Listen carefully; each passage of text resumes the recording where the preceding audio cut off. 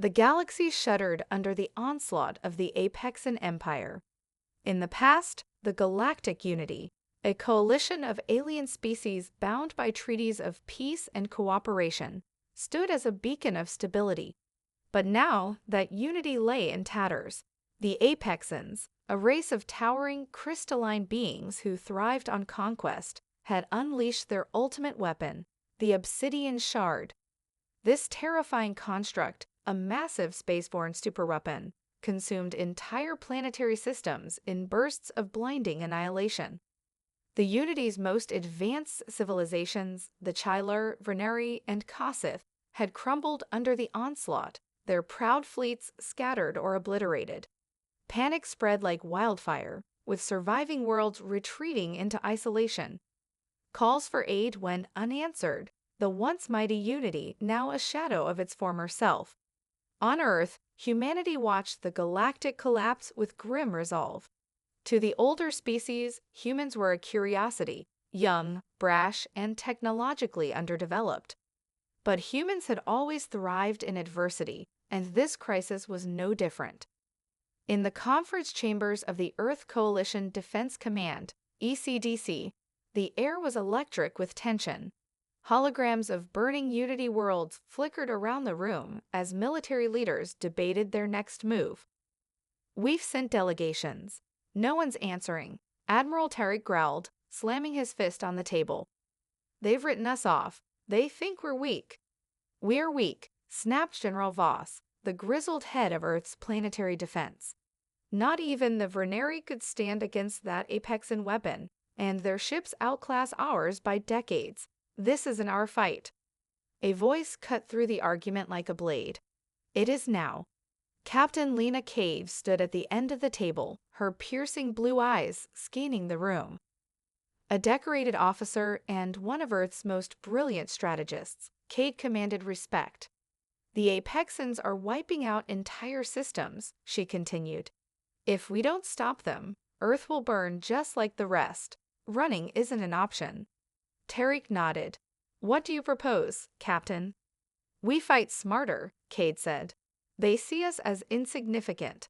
Let's use that, strike hard and fast, where they least expect it. Humanity's survived extinction-level threats before. We'll do it again." Behind her words lay the secret projects humanity had kept hidden even from its allies. For decades, Earth had prepared for the possibility of hostile first contact, developing experimental weapons and AI-driven warships far beyond what the galaxy assumed humans were capable of. At the heart of these efforts was the Perseus Network, a quantum computing marvel designed to disrupt and counter advanced alien technology. Cade's plan was ambitious, even reckless: lure the Apexans into overextending, then cripple their forces in a surgical strike. The risk was immense, but it was humanity's best shot. As the meeting concluded, Cade stared at the hologram of the Obsidian Shard. "They think we're the weakest link," she murmured. "Let's show them what happens when humanity stands as the last line." Across the stars, humanity mobilized, preparing to face an enemy that had brought the galaxy to its knees. The battle for survival had begun. The Apexans moved through the galaxy like a tidal wave, consuming all in their path. Their confidence was unshakable. After all, no species had managed more than a token resistance against them. To the Apexans, humanity was an afterthought, a minor obstacle to sweep aside on their march to dominance. But deep within Earth's orbit, in a classified facility hidden behind layers of security, humanity's true potential was awakening. The Titan Vanguard, a fleet of advanced warships, was unveiled to Captain Lena Cade as she prepared to lead humanity's first counteroffensive. Standing on the observation deck of the ECDC's orbital command station, she gazed in awe at the enormous vessels being calibrated for combat. Sleek and angular, the Titans bristled with weaponry, railguns, plasma cannons, and EMP projectors, designed specifically to counter alien tech. "Impressive, aren't they?" Admiral Tarek's voice broke through her reverie as he stepped up beside her. "More than impressive," Cade replied, her tone laced with cautious optimism. "But they're untested in real combat." Tariq handed her a data tablet. "That's where you come in. We're assigning you the Atlas, the fleet's flagship, and you'll have something no Apexan expects, Perseus." Cade tapped the tablet, bringing up the specs for the Perseus network. It was humanity's crown jewel, a quantum AI designed to adapt to Apexan technology in real time. Capable of analyzing enemy systems mid-battle, Perseus could predict movements, disrupt shields, and even hijack Apexan vessels. As impressive as it was, Cade knew the risks. A single failure in Perseus's calculations could spell disaster. But there was no time for hesitation. The Apexans were closing in on Proxima B, a Unity stronghold, and humanity's fleet was their only hope. In the cold expanse of space, Cade addressed her crew aboard the Atlas. The bridge was a flurry of activity, with officers monitoring tactical displays and engineers fine-tuning the ship's systems. "This is more than a battle for Proxima," Cade began, her voice steady but fierce. "The Apexans think we're weak. They think we're not worth their time. Today, we prove them wrong. Today, humanity stands as the first and last line of defense." A cheer erupted through the comms as the Atlas and its fleet jumped into hyperspace, heading straight for Proxima B. The battle unfolded as expected. The Apexans, overconfident, deployed a small fleet to subdue Proxima. But they hadn't anticipated the sheer ferocity of the human assault. Cade's tactics were as unpredictable as they were devastating. She used Perseus to disable Apexan shields, turning their own technology against them. Titan-class warships moved with surprising agility, overwhelming the Apexans with rapid, coordinated strikes. The tide turned quickly, but not without cost. The Atlas sustained heavy damage in the fight, and several smaller vessels were lost. Still, humanity had achieved the impossible, their first victory against the Apexans. As the enemy fleet retreated, Cade stood on the bridge, blood pounding in her ears. The battle was won, but she knew this was just the beginning. Humanity had revealed its hidden edge, but in doing so, they had drawn the full attention of the Apexan Empire. The real war was about to begin. The celebrations following humanity's victory at Proxima B were brief. The fleet returned to Earth battered but triumphant, their success a rallying cry to the galaxy. Yet beneath the surface, shadows stirred. Humanity's first strike had caught the Apexans off guard, but the cost was higher than anyone realized. In the ECDC war room, Captain Lena Cade studied holographic projections of the Apexan fleet movements. Their patterns were shifting, more focused, more precise. They were no longer an unstoppable wave crashing through the galaxy, but a blade aimed directly at Earth. "They're adapting," she said, her tone grave. "This isn't random. Someone is feeding them intel." Admiral Tariq frowned, folding his arms. "You're suggesting we have a traitor." "I'm not suggesting it," Cade replied, tapping the display. "I'm stating it. Look at their last attack vectors. They knew exactly where our weak points were, and it's too early for that to be just observation." Tariq's silence confirmed her fears. Humanity was at a critical juncture. If Apexan spies or collaborators had infiltrated Earth's ranks, every plan, every weapon, and every defense was compromised. Later, aboard the Atlas, Cade convened a covert meeting with her trusted officers. They reviewed encrypted data logs and intercepted Apexan transmissions. The evidence was damning. High-level human communications had been leaked, giving the Apexans a tactical advantage. One name stood out among the logs: Dr. Eileen Voss, a prominent Unity liaison who had recently joined the Perseus development team. Voss had access to sensitive data, and her movements prior to Proxima B had raised suspicions. "She's our best lead," said Commander Hal Briggs, Cade's second-in-command. "But if she's a traitor, she won't go quietly." Cade nodded. "We can't risk an open arrest. If she's working with the Apexans, she might have contingencies in place. We'll need to catch her in the act. The trap was set aboard the Atlas itself. Dr. Voss, unaware she was under surveillance, continued her work in the ship's engineering lab. Kate had ordered the Perseus core to be monitored, knowing it would be a prime target for sabotage. Hours passed with no sign of activity, and tensions ran high. Then, in the dead of night, the alarms silently triggered. Surveillance feeds showed Voss accessing Perseus's quantum core, her movements precise and deliberate. Cade and Briggs arrived in the lab moments later, weapons drawn. "Step away from the console, Doctor," Cade ordered. Voss froze, her expression shifting from shocked to cold defiance. "You don't understand," she said. "We can't win this war. The Apexans offered us survival, a chance to rebuild. I did what I had to." "You sold us out," Cade growled, advancing. "You betrayed everything we're fighting for." Voss reached for a hidden device, but Briggs was faster, subduing her with a stun charge. In the aftermath, Cade reviewed the data Voss had been transmitting.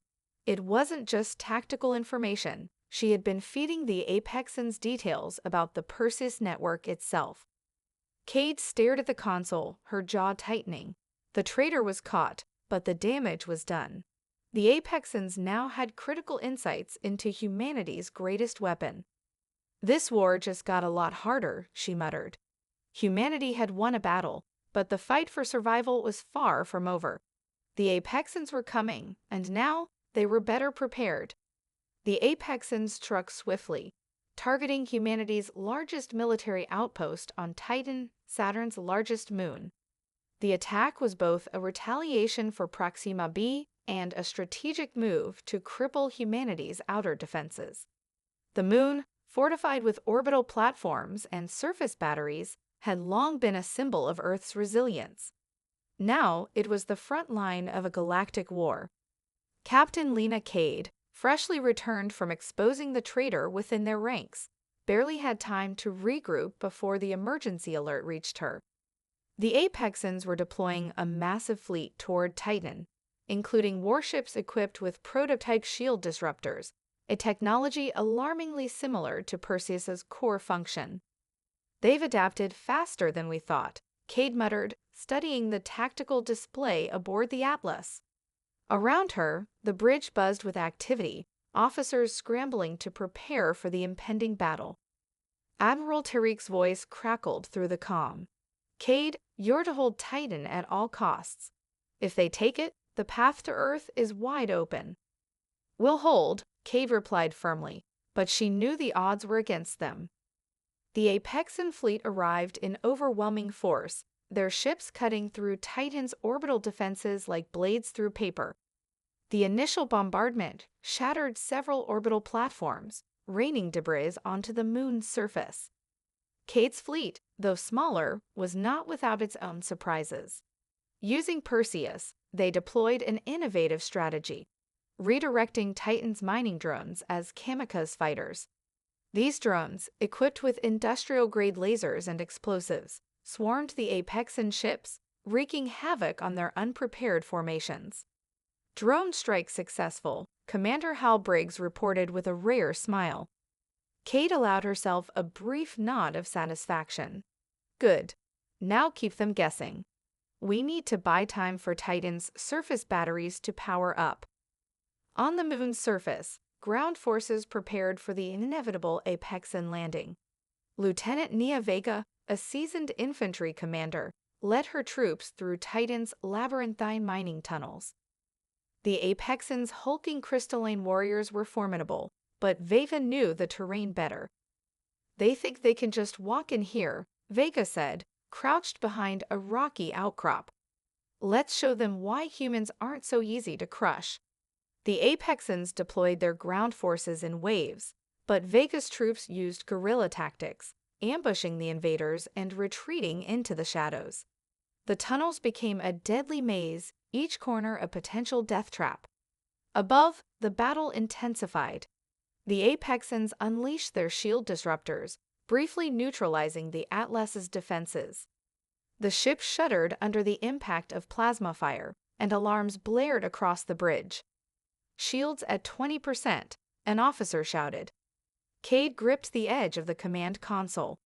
Activate Perseus. Redirect all power to the main cannon and target their flagship. The Perseus network sprang to life, analyzing the Apexan fleet in real time. Within seconds, it identified a weakness in the flagship's shield matrix. The Atlas fired a concentrated railgun blast, punching through the flagship's core. A massive explosion lit up the battlefield, and the Apexan formation faltered. By the time the Apexans retreated, Titan was scared but still standing. Humanity had held the line again, but the cost was steep. Hundreds of lives were lost, and the fleet was severely weakened. As Cade stood on the bridge, staring at the wreckage drifting through space, she knew this was only a temporary reprieve. The Apexans would return, stronger and more determined. "We can't keep fighting like this," she said to Briggs. "We need a way to take the fight to them." And so, as humanity licked its wounds, plans for a daring counteroffensive began to take shape. The war for survival was far from over, and the next move would determine the fate of Earth and the galaxy. The victory at Titan came at a steep cost. Humanity's fleet was battered, its resources stretched to the limit. The Apexans would strike again, and Earth could not withstand the next assault alone. Captain Lena Cade, aboard the Atlas, knew the time had come for a desperate gambit. Humanity had to rally what remained of the galactic unity, fractured alliances, isolated species, and scattered fleets. In the war room, Cade stood before a holographic map of the galaxy, her crew gathered around her. "The Apexans think we're divided," Cade began, her voice steady. "And right now, they're right. But if we can forge an alliance, even a temporary one, we might stand a chance." Commander Hal Briggs crossed his arms. "The Unity barely helped us when this war began. Why would they listen now?" "Because we just proved we can fight," Cade replied. "The battle at Titan showed the galaxy what humanity is capable of. Now we have to turn that into trust and action." The room fell silent. The crew understood the stakes. If the Unity refused, humanity would face extinction. The Atlas set course for Nalus Core, the shattered remnants of the Galactic Unity's central station. Once a beacon of diplomacy and cooperation, it was now a derelict husk surrounded by refugee ships from a dozen worlds.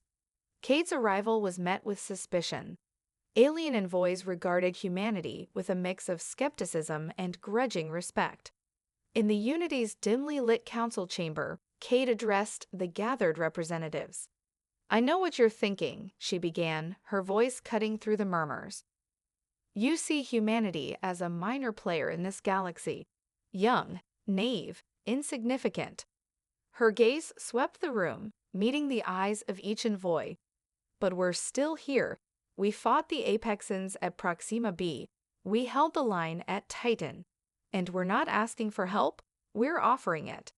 If we unite, we can stop the Apexans. If we don't, they'll destroy us all." The room erupted in heated debate. Some envoys supported Cade's proposal, citing humanity's resilience as proof of their potential. Others dismissed the idea, unwilling to risk their remaining forces on what they saw as a doomed effort. The turning point came when a Vrenari delegate, scared from a previous Apexan attack, stood and spoke. "The humans are right," the Vrenari said, their voice trembling with emotion. "We've been running for too long. Alone we die. Together we might survive. I will fight with them." One by one, other species began to voice their support. The fragile beginnings of a new alliance took shape. Back aboard the Atlas, Cade felt a mix of relief and apprehension. The coalition was far from stable, and the Apexans wouldn't wait for them to solidify their forces. "We've bought ourselves a chance," she said to Briggs. "Now we need to prove it wasn't a mistake." The newly formed coalition immediately began integrating their resources. Unity engineers shared advanced shield generators, while humanity provided Perseus network access to streamline coordination. The Apexans had underestimated humanity's ability to inspire and rally. But even as preparations for a counteroffensive began, the Apexans launched a chilling counterstrike, a subspace broadcast that echoed across the galaxy. It was a warning, delivered in the Apexans' cold, resonant tones. Your defiance is noted. It will end soon. The war had escalated, and humanity's fragile coalition faced its greatest test yet. The Apexans' ominous broadcast rippled through the coalition, sowing fear and uncertainty. While some species wavered, humanity's determination only grew stronger. Captain Lena Cade knew that the best way to solidify the fragile alliance was through action. They needed a victory, a bold strike that would weaken the Apexans and inspire the galaxy. Deep in the Perseus Network's data archives, humanity's quantum AI uncovered a potential weakness in the Apexan war machine. The obsidian shard, their superweapon, was not as invincible as it seemed. Its power core relied on a rare crystalline element found on a single planet, Calthar 9, deep within Apexan-controlled space. Cade called an emergency council of the coalition leaders. "We have a target," she announced, projecting an image of Calthar 9. "If we destroy their supply lines and mining facilities, we can cripple the obsidian shard and force the Apexans to fight on more even terms." The room buzzed with mixed reactions. Some envoys balked at the idea of venturing so close to Apexan territory, while others saw the plan as their best shot. "The risk is immense," said a Chyler tactician, "but so is the potential reward. If the shard is neutralized, we might have a chance to turn the tide." "Then we act," Cade said firmly. The coalition assembled a strike team of elite ships from each species, spearheaded by the Atlas. The fleet included stealth frigates from the Vernari, heavily armed Kossith dreadnoughts, and agile Chyler interceptors. Despite their differences, the crews worked together, driven by the shared goal of survival. The journey to Calthar 9 was perilous. The Apexans maintained an iron grip on the surrounding systems, and the coalition fleet had to navigate treacherous patrol routes and subspace anomalies. Perseus played a critical role, using its advanced algorithms to predict enemy movements and chart a safe course. As the fleet approached Calthar 9, the scope of the operation became clear. The planet was surrounded by a defensive armada, including Apexan battlecruisers and orbital cannons. Cade knew there was no way to avoid a confrontation. "We hit them hard and fast," she said during the final briefing. "The Vernari frigates will disable their long-range sensors. The Kossith dreadnoughts will draw their fire. Meanwhile, the Atlas and the Chyler squadron will lead the assault on the surface." The battle was chaos.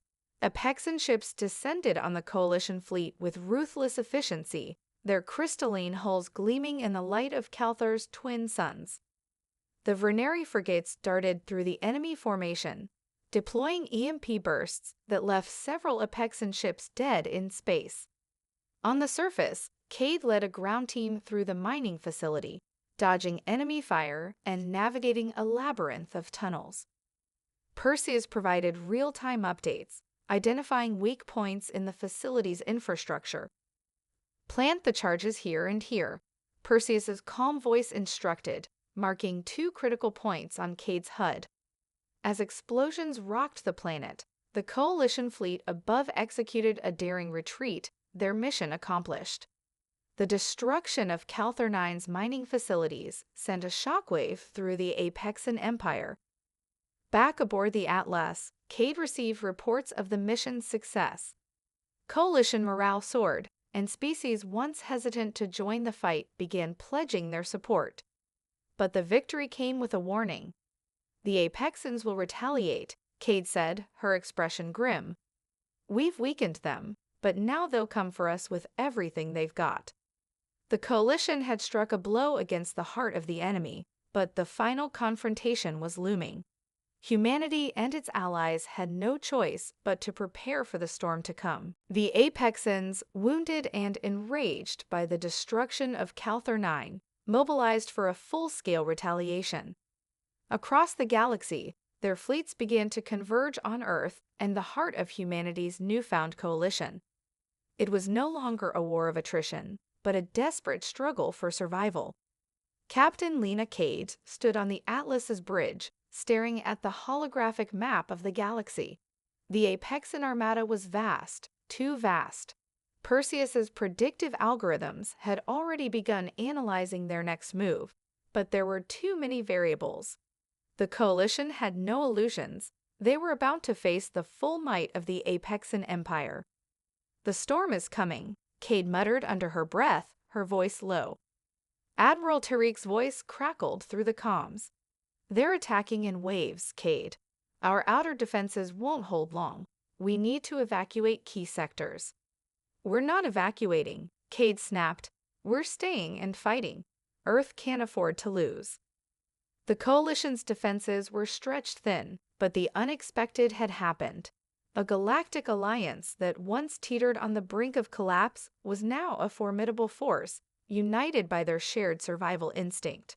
From the Verneri, the Kossith, and the Chylar came warriors, diplomats, and engineers, all working together to prepare for the Apexan's onslaught. Cade oversaw the final preparations. The Titan Vanguard was reassembled and recharged, now bolstered by alien fleets that had integrated their technology with humanity's own. But even with the coalition's full might, the Apexans' numbers were overwhelming. The Obsidian Shard, their superweapon, had been repaired after its near destruction.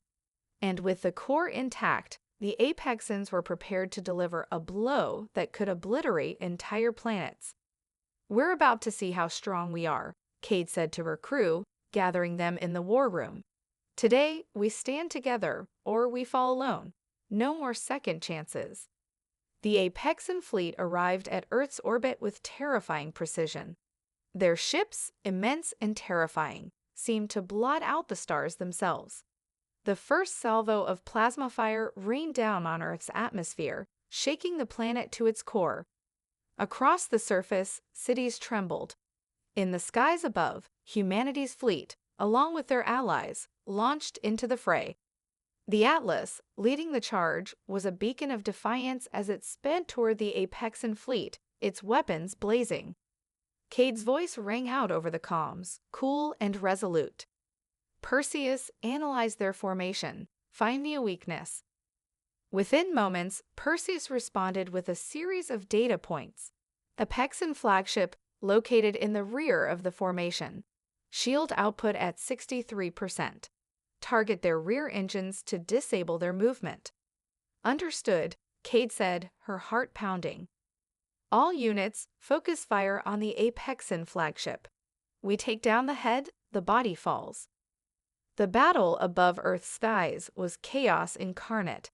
The Apexan warships fought with brutal efficiency, but humanity's ingenuity and the alien coalition's raw power made them formidable opponents. The Titan Vanguard engaged the Apexan ships head-on, their railguns tearing through enemy hulls, while the Kossith dreadnoughts unleashed devastating salvos. On the surface, Lieutenant Nia Vega led ground forces in a desperate defense against Apexan shock troops.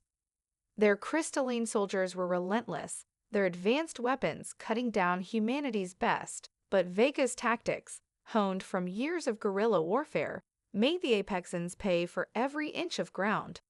"Hold them back," Vega shouted, rallying her troops as explosions rocked the battlefield. "This is our planet." Back in orbit, the Atlas and the Coalition fleet focused everything they had on the Apexan flagship. After a relentless barrage, the flagship's rear engines ruptured, sending it spiraling into chaos.